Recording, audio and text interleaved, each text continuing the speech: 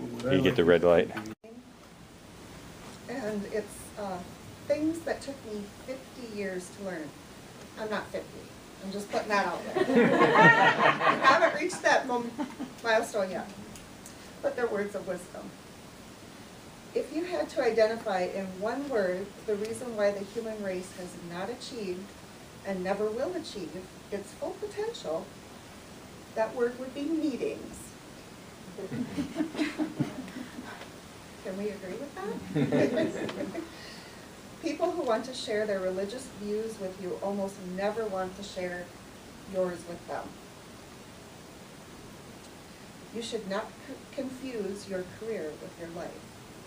I've learned that just recently, and I think that's very wise. No matter what happens, somebody will find a way to take things too seriously.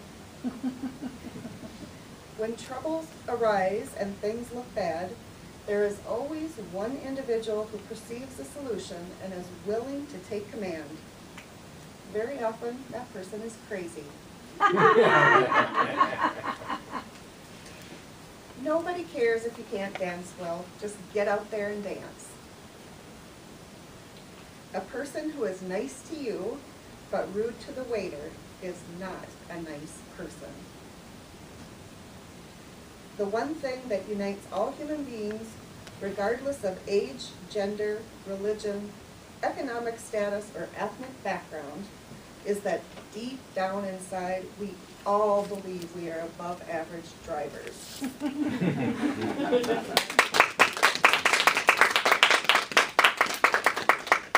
I agree with most of other meetings, but in Toastmasters meeting, it's different because that Toastmaster is able to handle the vicissitude of a meeting short assignments. I just wanted to get that word in. I would like to invite our first speaker, Shelly Henry, who will be speaking instead of Ryan, who was scheduled for today. This is her speech number 3. The title is Get to the Point, and it's from the Competent Communication Manual, and she has asked for 4 to 6 minutes.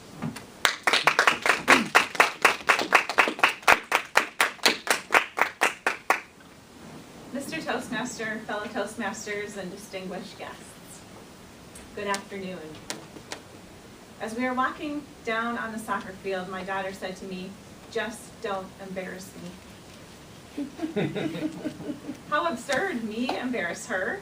I'm a good parent. It's usually the other way around. She's the one embarrassing me.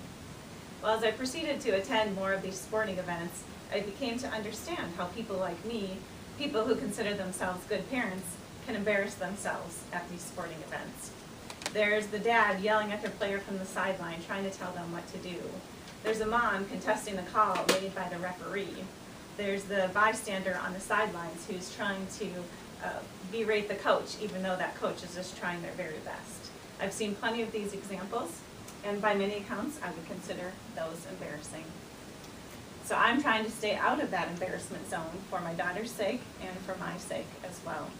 Today, I'll talk a little bit about some of the things that you can do to not embarrass your child and help them get the most out of their youth sporting events and to keep you out of that embarrassment zone. When you think about one of the most important things when approaching youth sports experience, it's about the mindset. Make sure that you get yourself in the right mindset. Examine those goals. Why did your students sign up for this sporting event anyway? Were they looking to have fun and enjoyment?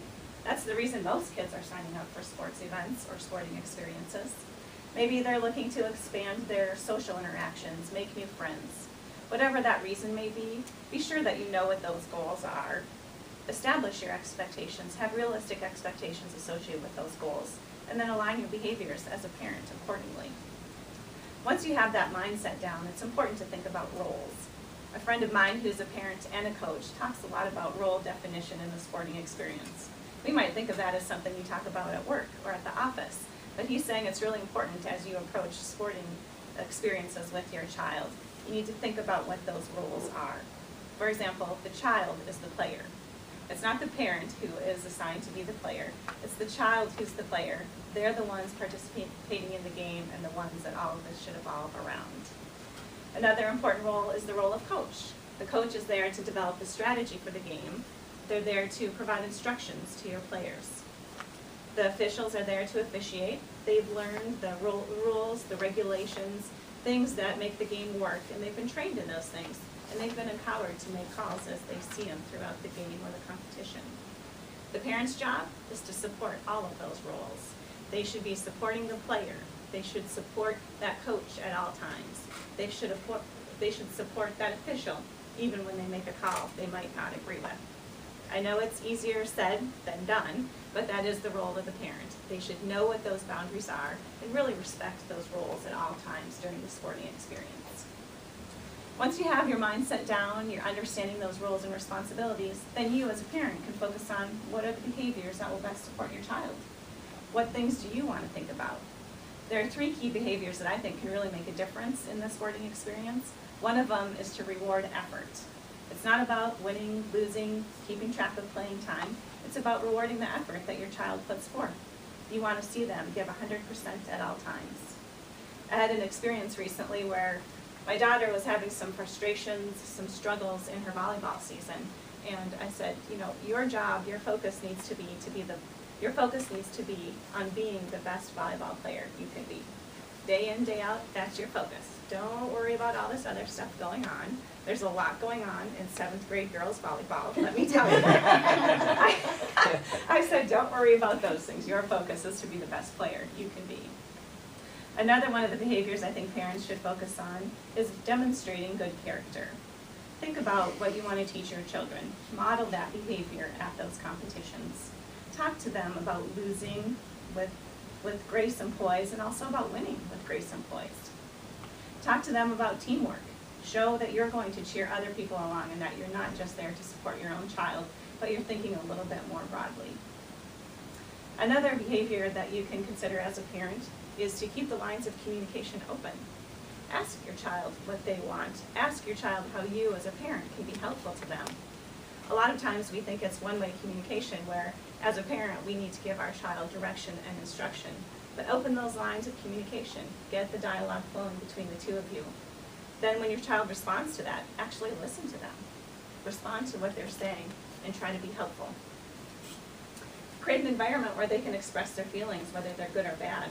Not everything's going to be positive with these sporting events, but there definitely will be many learning opportunities if you open yourself up to them.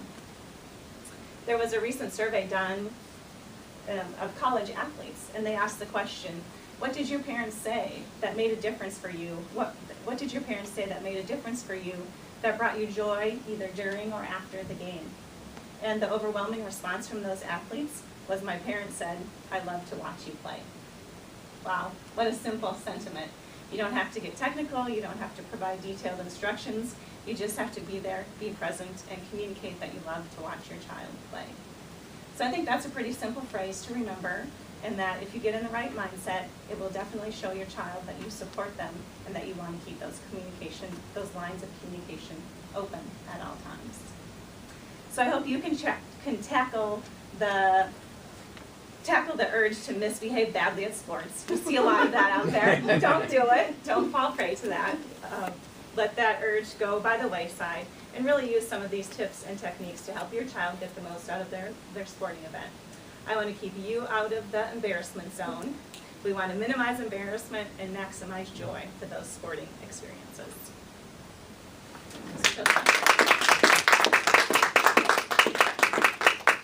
Thank you, Shelley, for letting us know how to handle the vicissitude of youth sports. We'll take 1 minute for the evaluation.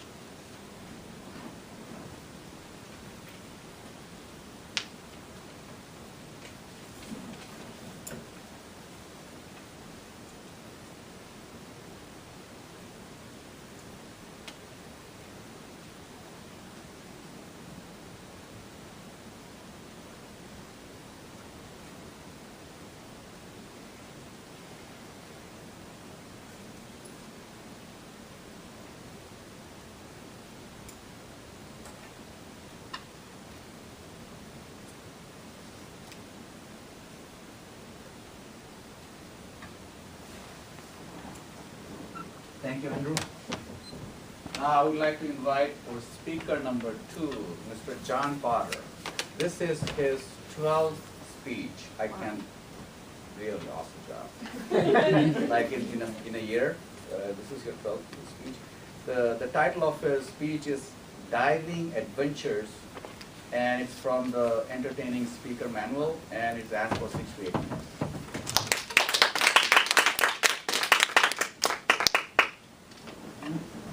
Thank you, Mr. Toastmasters, fellow Toastmasters, and our guests. I want to tell you about a diving adventure, one of many that I've had when we started this. It was Friday the 13th, Bermuda Triangle, and we were diving a shipwreck where 6 Corsairs had disappeared during World War II. They left Florida, and nothing has ever been found of them since then. That morning, I was very tickled. It was one of the highlights of my trip. I picked up a Corsair bullet off the bottom of the ocean floor when we were diving the shipwreck. I may be a felon, but I'm still going to keep this. Good afternoon, fellow Toastmasters. Let me give you some details about this adventure. We had just completed taking a scuba diving class at college, and we were going to do our open water certifications. For spring break, we left Moorhead. It was well below zero. There were 4 vehicles. I was assigned to the VW bus, and we had built a bed type of thing above the seats in the back so you could sleep. Right? And we left, and it was very, very cold. I remember driving in the middle of the night. You couldn't fall asleep because it was so cold. I had gloves on. I had sleeping bags wrapped around my legs because it was so cold. And we were driving and driving, and finally got it south of Chicago and realized the guy that cleaned out the van before we left the vent doors wide open. So there was cold air blowing in from outside the whole time. Oh, and a VW bus heat is not very good to begin with. We got into Indiana. So you look down, there's vents by your feet on the driver's and passenger side. They are open too. Okay. So, one thing I forgot to say, we're 50 miles outside of Moorhead, and we had to stop. And we lost the other 3 vehicles. This is well before cell phones, CB radios. We knew we were headed to this underground spring in the panhandle of Florida. Weren't even sure exactly where it was, or we knew this bar outside this town that we were supposed to meet up with. It's like, okay, we were driving, no sign of the other 3 vehicles. Where are we going and what are we doing? Got to Atlanta, it was pouring rain, we needed wiper blades. Okay, so we got wiper blades and we're putting them on. The other 3 vehicles happened to come into the gas station. Needless to say, we found out where exactly we were going. The 4 vehicles left the gas station, and 2 of them got lost right away again. I was in one of those. Finally, we got to this bar parking lot. Guy didn't even know he knew the owner anymore. We were just going to sleep there overnight. It's like, okay. So I slept in this bar parking lot in the middle of nowhere, and got up the next morning with diving, and there's a huge, huge sign outside the spring saying 7 people have died here. It's like, I'm going to do my open water dive, and there said 7 people have died. Well, what it is from this underwater cave, there was a tunnel that went a mile underground with a corkscrew and came out downriver. And people would start down that cave and panic and use up all their air and end up drowning. By that, when we got there, there's a big metal grate over the top of the entrance of the cave, so you couldn't actually get in. So, got that open water certification done. Then took a flight over to Bimini in the Bahamas. It was only 60 miles from Fort Lauderdale. And there were many, many adventures. We dove a couple times at night, and it's really weird having a flashlight and shining a flashlight, and all of a sudden a fish comes flashing through and going, ah, bah. We're diving in about 80 feet of water. We did 2 or 3 dives every day that we were there. And I came over this little sand shelf. I looked down, and about 3 feet up, there's a 5-foot shark. It's like, I think I swallowed my respirator. It's like a yuck. We also did some deep water diving, so going down 140 feet, you only can stay down for about 10 minutes, or else you have to go through a process to relieve the bends. And you can be affected by what's called nitrogen narcosis, or getting narked. One of the guys I was with actually got narked. And as he was going up the rope, he thought he was pulling the dive ship underwater when he was pulling up the rope. It was a very funny story to hear. And anyway, so there are many adventures, and we'll probably get them on other speeches down the line. But that morning we dove, Friday the 13th, we dove the shipwreck, went back to the island, to where the airport was. Let me give you a little background about Bimini. It's 7 miles long, 200 yards wide with one main road. Well, it's a big drug-running island. They would come with these big four-wheel drive trucks, and you could hear them from 200 yards away. And they'd love to lay on the horn to think they would scare you or surprise you. And you were offered coke and heroin and all kinds of stuff all the time. Hey, want a little coke? Yeah, you can have some coke. And Dan Haggerty was there while we were there from Grizzly Adams when he was having his drug problem, and he was having fun there. It's just sitting in the corner. It was an adventure. Anyway, so we got back to the island. And let me tell you about the island. The airport had no radio, no lights. Ocean on each end of the runway. There's planes off each end of the runway, and planes scattered off the sides because the planes were too heavily loaded with drugs, and they'd crash. And they'd just leave them there. So we got back to the island, took the ferry across to the airport, and our DC-3, which is the old tail draggers, which are an old airplane, was supposed to take another group of divers back, fly them back, and come back and get us. It's like a 20-minute flight. It's really quick. And the group of divers was still there, going, what is going on? And all of a sudden, look down the runway, and there's a new plane off the side of the runway. There's a RDC-3 that we were supposed to be on, crashed. The brakes locked up, off the side of the runway. It's like, oh, what's going on? So the scary part was, they only had time to get one more plane in before it got dark. So they took the other group of divers off the island on another DC-3. I don't think I'd ever get on that plane after a similar plane had crashed. So we ended up staying overnight in the Triangle on Friday the 13th. If I was superstitious, I would have been really nervous. And there's some funny stories I can tell, but he gave me the yellow card already, so I have to stop.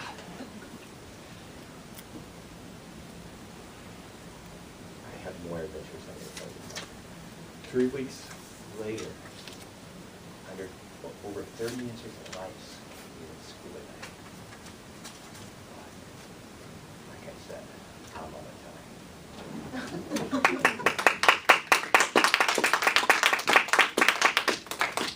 John, it's amazing to know how you handle the vicissitude of diving, especially in drug-infected areas.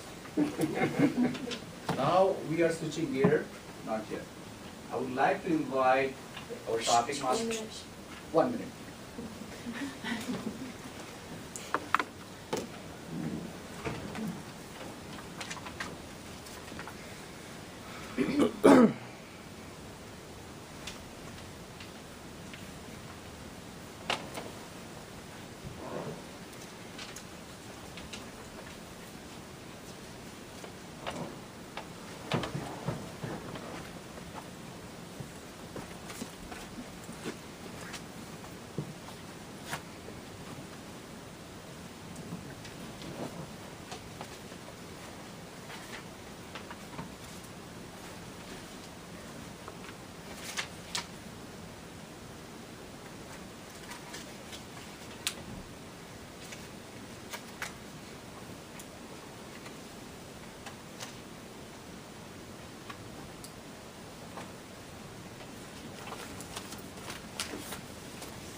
Thank you, Andrew.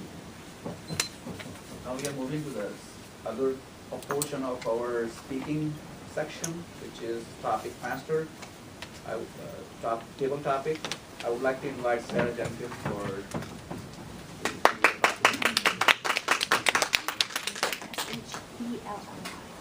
Thank you, Mr. Toastmaster, fellow Toastmasters, and any guests? You're a guest, you're a guest, great, welcome. So as topic master, my job is to lead the impromptu portion of our meeting so you can practice the vicissitude of being put on the spot and being given a topic to talk about on the meeting. And there's two ways of doing that, either calling on volunteers or picking somebody. Since most of the people in the room have roles already, except for a couple I'm looking at back there. I'm gonna maybe do a mix of both. And for our first topic, I would like to say, first of all, today is Veterans Day, as many of us know, and we do have one veteran, at least one veteran in the room, and maybe more. Anyone else? And so I would just like to take an opportunity just to thank Greg.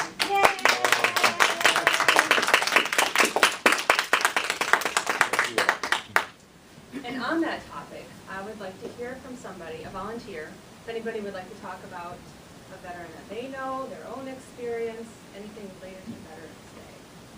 Anyone, you don't have to cover it if you don't like it, you've done enough. Anybody? John? Tanya? Sure. Tanya? Okay. Welcome. Sorry.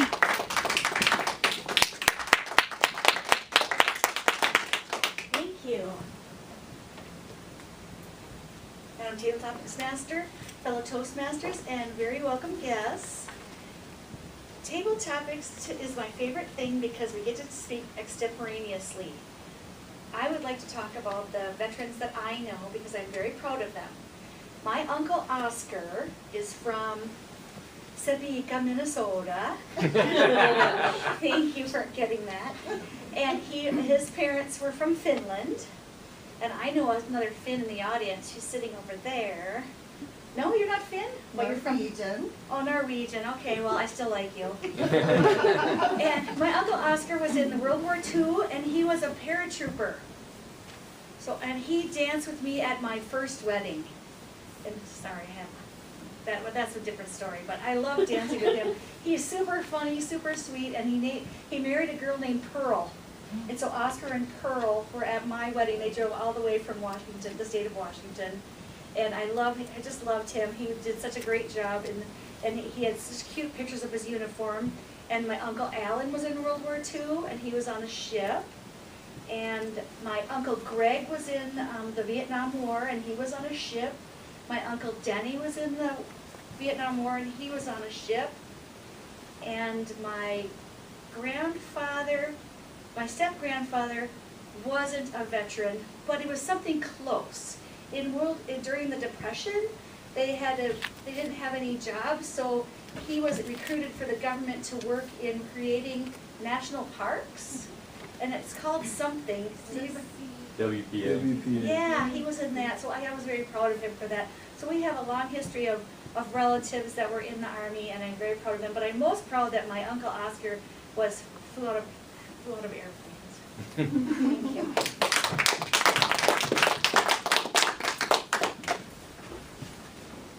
The next topic I am going to call on Thomas to do this. I went out for Chinese the other day and I got a fortune cookie.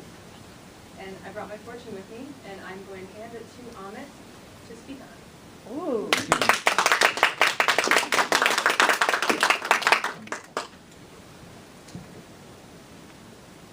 Here's what it states.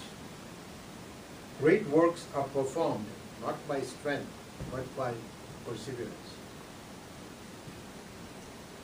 Madam Topic Master, fellow Toastmasters, and more distinguished guests. A lot of people would really think that you need both. You need strength and you need perseverance. But where one comes in is you're endowed with strength. You have all this muscle, and the mighty Lord has given you everything.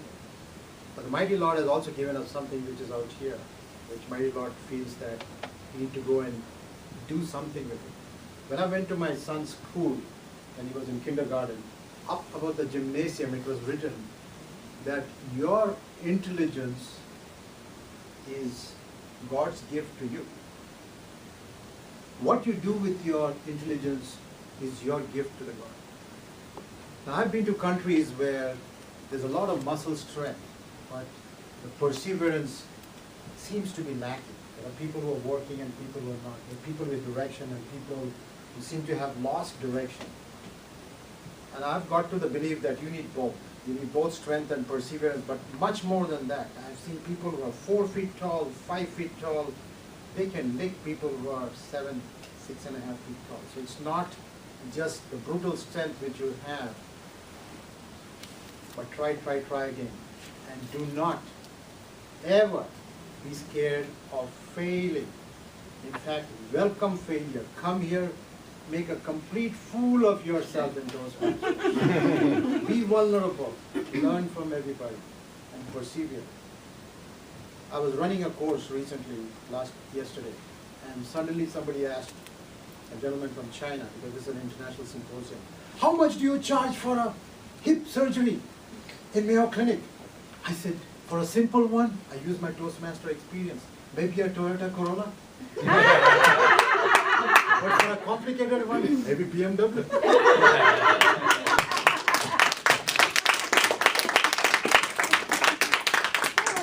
That was Thank you, Ahmed. When I saw that fortune, I knew you would be the one that would have a big For our seasoning, peppermint, nutmeg, go to Trader Joe's and you can see everything that has pumpkin spice added to it. And for this next topic, I would like to hear from somebody what your favorite season might be, or what your favorite seasonal seasoning might be, or maybe both. Are there any volunteers that would like to talk on that topic?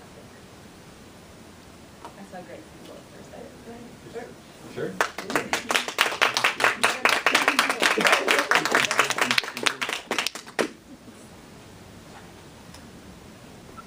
Madam Table Topic Master, fellow Toastmasters, guests. What I would like to talk with you about today are the seasonal seasonings of my childhood.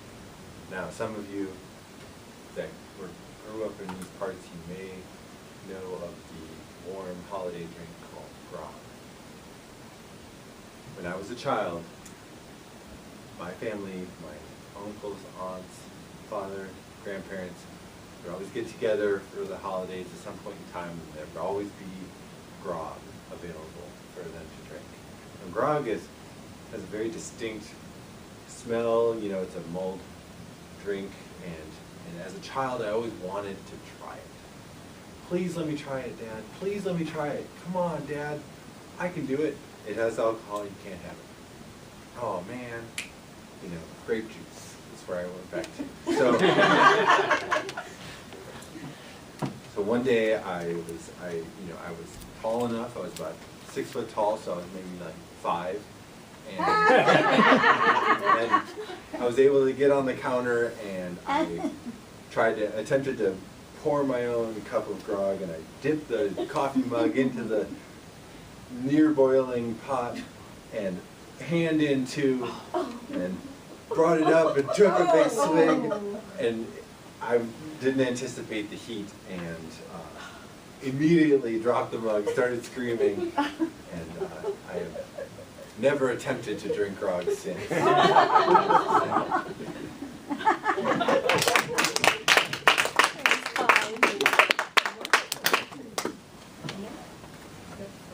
All right, I've filled up my time.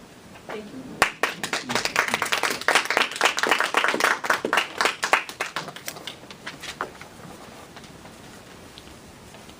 We will move on to the next section of our meeting, which is the evaluation part.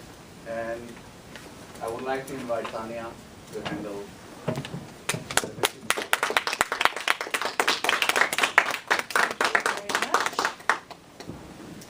Thank you, Mr. Toastmaster, fellow Toastmasters and guests. This is the evaluation portion of our meeting. First, we will hear the speech evaluations.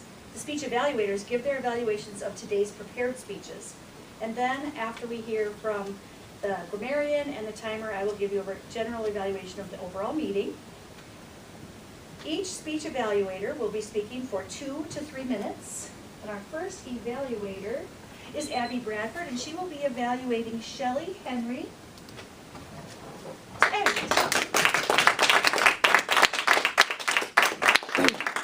Evaluator, Toastmasters, and especially distinguished guests, I'm Shelley.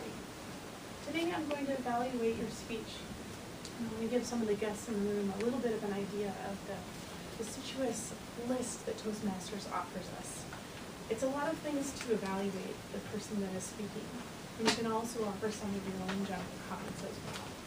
So some of the things that Shelley was asked to do for her 4th speech already in the communicator manual is to give us an appropriate, organized speech and to listen for special words and phrases that she might say. And before we started, she also asked me to look at her body language and her gestures and her fillers. First of all, the one comment that I would make, Shelley, is I didn't hear the title of your speech, but the minute that you opened it up, I loved that expression that you said that your daughter had said to you as you walked onto the field. Don't embarrass me, Mom. And so I was assuming that was maybe the topic that you had. But maybe just have the Toastmaster announce it again or repeat it again, or if you don't hear it, repeat it again. But overall, you came up to this stage, you took ownership of this space. You're very confident, you have wonderful eye contact, your appearance was great. You moved about the room, you had wonderful gestures, you had colorful language. The examples that you gave to support your points of your speech were amazing. They were both personal, and then you brought in research and surveys as well. So you had definitely planned and prepared to support your topic. The only thing that I would recommend that you work on is when you push yourself too far, I would say actually slow down. You're an excellent speaker, and I think you almost push yourself too hard to make everything perfect. Slow down a little bit, because when you push yourself, you tend to repeat words. One of the phrases that I heard you say twice was with. And so I thought about where you were in your speech, and you were pausing and transitioning and pushing yourself, and that's when you said that double word. The only other time you did that, you did kind of a restart where you said communication, and then you said lines of communication. And again, it was the same kind of transition thing. But you don't fill your spaces with other words and ums and so's and pauses. I think you tend to do the restart, like you're thinking of where you're going to go next. It's okay to slow down a little bit and just pause. And that's something that just comes with doing more speeches. And you're an excellent speaker, and you will grow and overcome this. You asked me to look for your body language and fillers, and I think you're fine there. So wonderful speech overall, excellent points, and I loved how you ended it with confidence again. Thank you.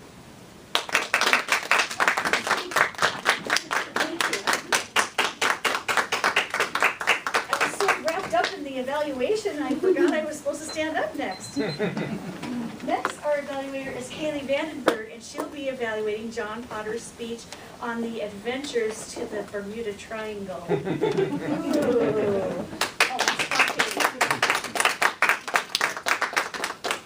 Thank you, Madam General Evaluator, Toastmasters, distinguished guests, and most especially, John. The speech that John gave today was the entertaining speech. One of the things that he asked me to look for during the speech was that he has been told he makes a smacking sound sometimes when he is pausing. I didn't hear any smacking sounds today, so that was good. And the main point of this speech was to obviously entertain, and it didn't necessarily have to be entertainment with humor. It could be entertainment with drama. There was a few different ways that the manual said you could go about giving this type of speech. I think that this speech was a good mix of humor and drama, and I think that you always have a really good use of humor in many of your speeches, even if it's a more serious topic. I feel like you always have good comedic timing. So a few of the things I was looking for is what indicated that we were entertained by you, and I could hear audible laughter from people in the crowd, and when I look around, people were smiling. And I think one of my favorite phrases that you said is when you brought out the bullet and you said, I may be a felon, but I'm going to keep this. That definitely made everyone laugh. And then the other parts of the evaluation that I was really looking for is the organization of the speech and vivid descriptions. So I think one of my favorite descriptions that you gave throughout your whole speech was when you were talking about the VW bus that you were driving and how you were so cold and had sleeping bags wrapped around your legs, and then you ended up finding out that all these vents were open the whole time, and I can just imagine you like being so cold and all these other people that you're driving with being cold. And so I think you did that, you did very vivid descriptions in different parts of the speech. But one of the main areas that I think could be improved was just better organization of the speech. Because the speech opened up with, it's Friday the 13th, we're in the Bermuda Triangle, and so I was expecting to hear about right off the gate, like being on a tropical island, and then you kind of bounce back to the beginning of how you guys were traveling to get to the island. And then I think there were so many cool different details that you had of swimming with the sharks and all kinds of, the drug runners and all of that, but I found it to be really distracting because I wasn't sure what path that we were going on. And so I think it would have been better if you had focused in on one element of your story and then maybe did some teasers of, in my next speech you'll hear about like the drug runners that we came across, or maybe something like that, just to help us kind of stay on a path. But overall, I think that you did great with this speech, and you also have a lot of wealth of experiences in your life, and so I'm excited to hear what other stories you have for us next.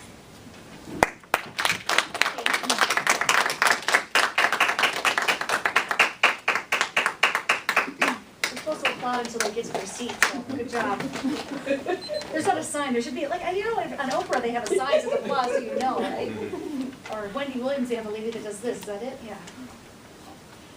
Now, I get to bring up the grammarian to give us his grammarian's report for how we did on our odds and ums and color language.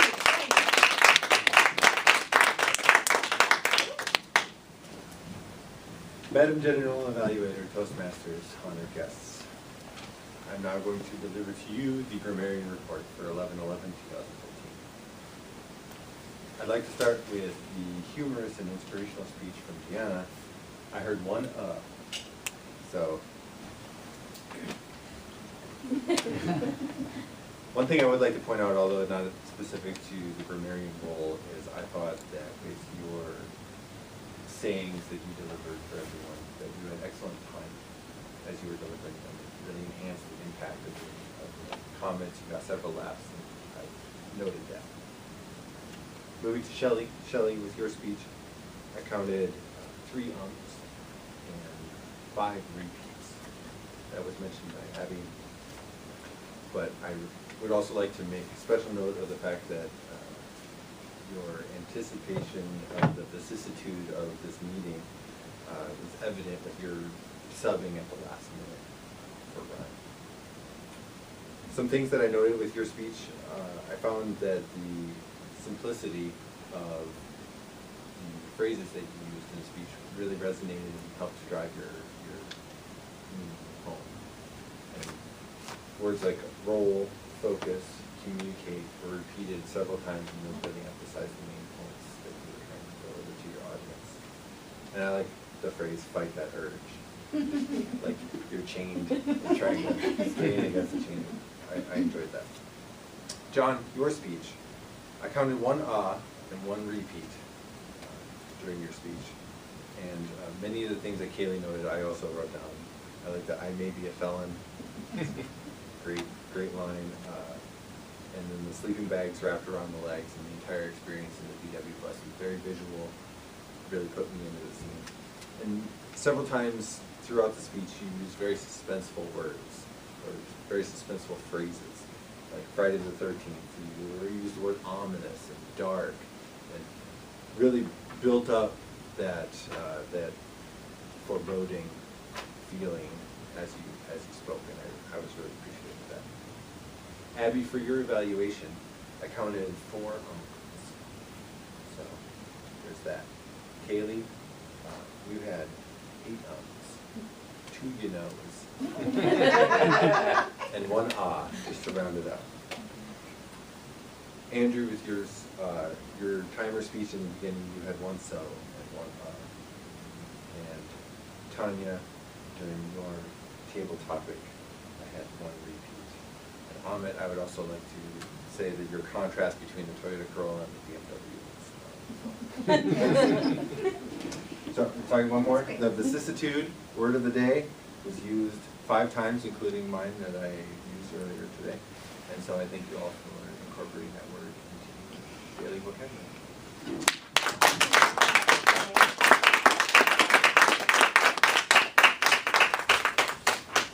I can't find a way to use vicissitude in a sentence except that way. I just did. Andrew, I'd like to call you up for the timers report.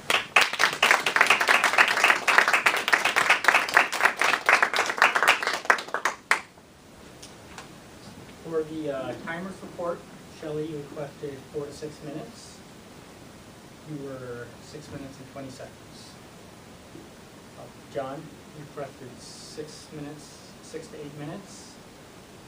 You were right on at 8 minutes. You knew exactly when to go. For table topics, we requested 2 to 3 minutes. Tanya, minute 56. Amit, 2:15. Greg, minute 42. For the evaluators, 2 to 3 minutes. Abby, you were at 2:55. Haley, you were at 3:21. Very good.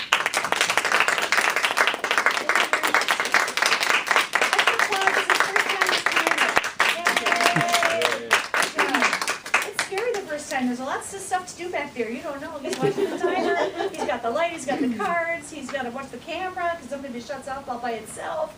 Great work. Great work. Okay, now I'm the general evaluator, and so this part of my job is to evaluate the entire meeting. So I actually looked up the rules this time. I know. Who knew there was actually rules? I can't just wing it. So for the benefit of the guests, I'm going to try to follow the rules. All right? So, Sergeant at Arms, the room was well prepared, thank you very much. The banners were up, the camera was on, everything was well done. For Toastmaster, you got the list up on the board, you contacted all of us a few days in advance and made sure we were all doing our job, or you found a replacement if you needed to. The meeting did start on time. I can tell the meeting is going to end on time. I don't know, but in future meetings, we might want all of us to know that the Toastmasters also could ask the speakers for a brief biographical sketch. I know we haven't done that often, but you could do it as if you were doing a contest. You can also ask them, you should ask them for the objectives of their speech, which he did, and the speech title and the minutes. Good job. Did you lead the applause when you were standing here? I think we all love the applause because we know about it, so it's just something we naturally do. And did the segues? Yes, Toastmaster. He did a great job of segueing. After each speech, he tied in something that they said for the next one. That's like what Jimmy Fallon does on late night or whatever, or some what people do between things. That was very good. And that's impromptu. You have to just think of what can I say that relates to what the person just said. Table Topics Master, you were very prepared with your Table Topics questions, and I really appreciated that you recognized our guests, and Greg being the veteran. I thought that was very sweet. And I was almost going to talk about Applebee's, because you know you have free dinner tonight at Applebee's, right? Okay, good. I'm not going to go. Okay, but you could if you wanted to. And so how have the Table Topics speakers improved? So it's asking me, how did the Table Topics speaker improve? Well, I did not improve. I went down because I got stage fright. So I did not improve. Who was next? Amit was next? Is that right? Yeah. Let me think. Amit was next, and then it was Greg. Okay, Amit, come on. Thanks a lot. You were fantastic. Okay, fantastic. Oh, you have just become the smooth criminal here with how oh, beautiful. That was just a beautiful speech. Beautiful. That should be your question at a competition, because that was lovely. Greg, oh, yours was touching. Your mulled wine, and then I thought you said there was a lot of mold on the drink. He said mold drink, mulled, and I heard mold, and I'm like, I know he doesn't mean mold. Oh, mulled. Okay, you didn't say it wrong, it's just that my ears were hearing mold. And grog. You really didn't get to ever try grog in your whole life? Oh, No, I I mean, haven't. since you burned yourself? Oh, that was very entertaining. And you know, you might be a retired from the military, but you have a really big word in your vocabulary. Last week you said prescient. This you said vicissitude. I'm very impressed, and I would like to hope that my children have the same kind of experiences and get to learn all those kind of big words that you know that I obviously don't. That being said, I thought the meeting went great, and I'd like to hand it off to our Toastmaster unless, unless you have anything to say. Do we have the role for the next meeting? No, okay. Oh, so we'll send them out via email because I didn't remember that part. Yeah, I have it, but it will take some time to take it That's out, so. I think we are finishing on time.